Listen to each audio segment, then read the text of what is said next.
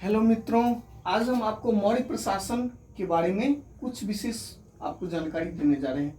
मौर्य प्रशासन में न्यायालय जुडिशरी सिस्टम जो था वो सम्राट न्याय का सर्वोच्च अधिकारी होता था।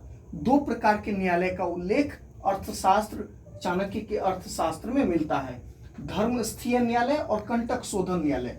धर्मस्थीय न्यायालय कौन था मित्रों? जो दीवानी न्यायालय जो राजस्व संबंधी मामले का निष्पादन करता था। और कंटक शोधन फौजदारी न्यायालय को कंटक शोधन न्यायालय कहा जाता था, जो झगड़े मारपीट लड़ाई आदि का निपटारा करता था।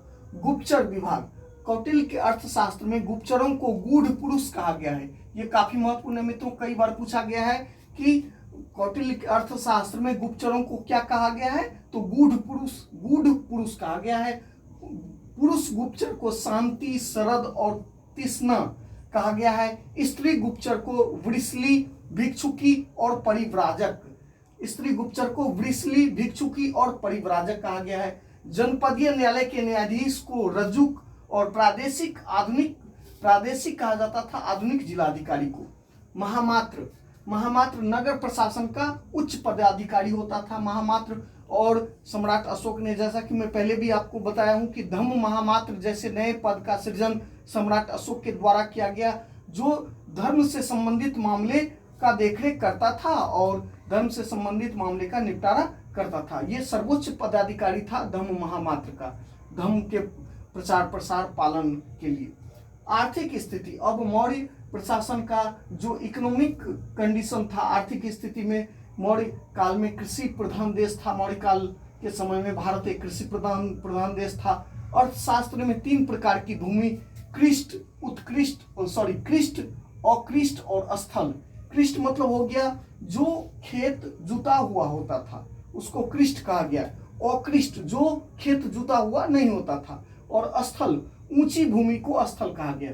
उसके बाद सोहगोड़ा तथा महास्थान अभिलेख से दुर्भिक्ष के समय कोबठागार से अनाज वितरण का जो है सो प्रमाण मिलता है, यानी कि सोहगोड़ा और महास्थान अभिलेख ये काफी महत्वपूर्ण है मित्रों।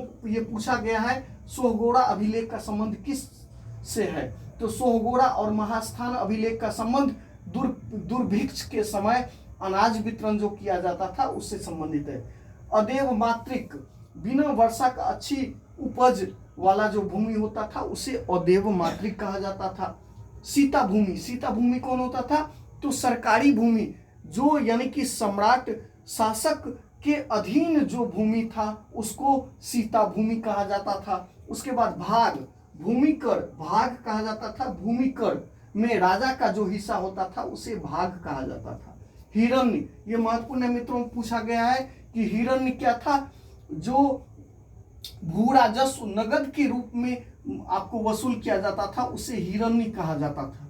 हिरण्य नगद जो वसूल किया जाता था, कर भू राजस्व नगद कर वसूल होता था, उसे हिरण्य कहा गया। वार्ता यानी कि कृषि पशुपालन और व्यापार के लिए सम्मिलित शब्द का उपयोग हुआ है, वार्ता। उसके बाद बलि भू एक प्रकार का भू राजस्व था। भूमि कर उपज का 1/6 या 1/4 लिया जाता था। परिहारिक, कर मुक्त गांव को परिहारिक कहा गया। उसके बाद चंद्रगुप्त मौर्य के गवर्नर पुष्यगुप्त के द्वारा आपको सौराष्ट्र में उज्जयंत पर्वत पर एक सेतु का निर्माण किया गया। इसका उल्लेख, एक सेतु का निर्माण क्यों किया गया, क्योंकि सिंचाई की व्यवस्था को बेहतर बनाना था और सेतु बना के एक सुदर्शन झील का निर्माण किया गया।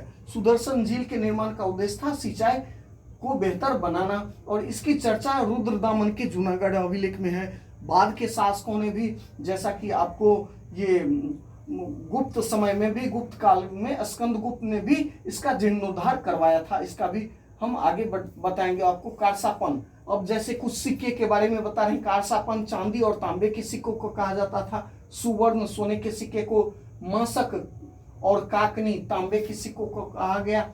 श्रेणी, उद्योग संगठन का जो प्रधान होता था उद्योग संगठन को श्रेणी के नाम से जाना जाता था। श्रेणी यानी कि उद्योग का संगठन था। एग्रोनोमाई ये काफी महत्वपूर्ण है मित्रों, पूछा गया क्वेश्चन है। एग्रोनोमाई कौन था, मार्ग निर्माण अधिकारी को एग्रोनोमाई कहा गया। थैंक यू मित्रों, बहुत बहुत धन्यवाद।